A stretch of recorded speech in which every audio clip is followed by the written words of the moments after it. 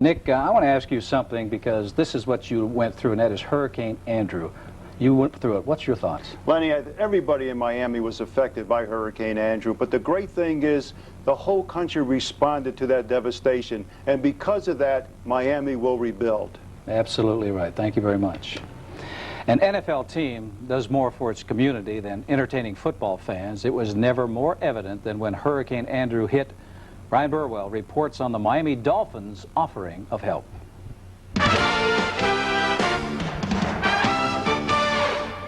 On a glorious Sunday afternoon with 70,000 people screaming your name, it's easy to understand how a football player can be confused into believing that what he does is somehow a life and death struggle.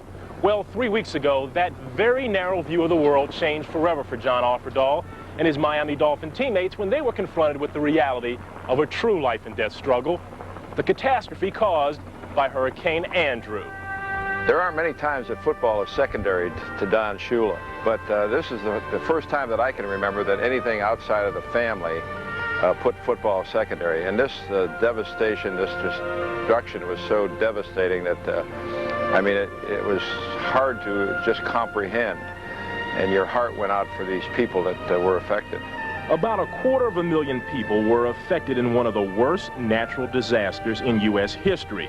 Anticipating widespread food shortages, Dolphin linebacker John Offerdahl and employees at his bagel company worked overnight and were part of the first relief effort wave to hit the ravaged areas.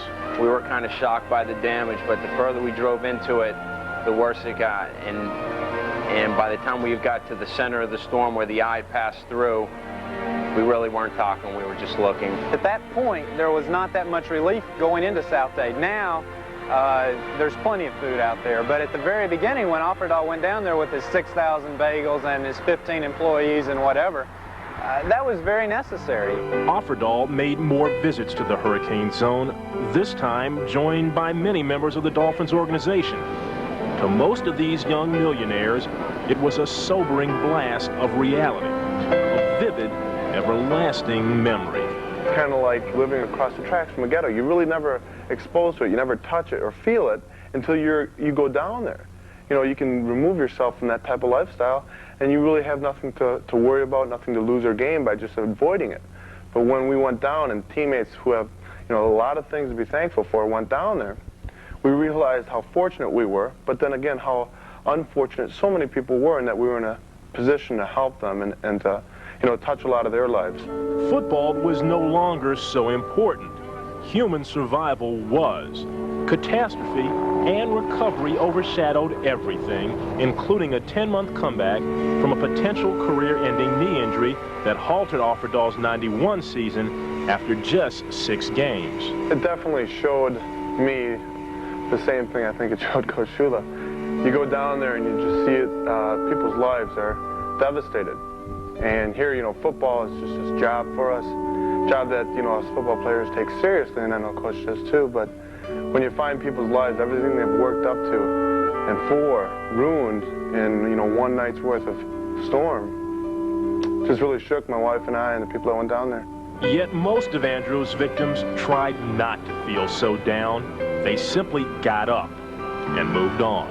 It's hard, it's not easy, but, you know, if you get down, like, you feel sorry for yourself, you feel sorry for everybody else, you're not going to do anything. Life goes on. Life goes on. From afar, it might seem obscene mentioning football in the same sentence with this hurricane, but football has become a pleasurable distraction for some of Andrew's survivors. And for the athletes responsible for that distraction, men like Offerdahl and his Dolphin teammates, well, if they didn't appreciate all their blessings before, now, more than ever, they surely do. Wherever you go in South Florida, whether it's hurricane-ravaged Homestead or here in the historic Orange Bowl, a rebuilding process is going on. And rebuilding is something that the Dolphin defense clearly understands. But they know that their refurbishing project has gotten just a bit easier now that John Offerdahl is back in their starting lineup.